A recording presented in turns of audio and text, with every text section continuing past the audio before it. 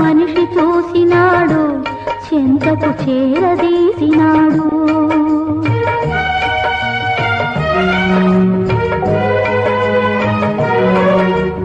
అభమో శుభమో తెలియని లేడి అతనిని నమ్మింది, తన హృదయం పరిచింది. ఆ తరువాతే తెలిసి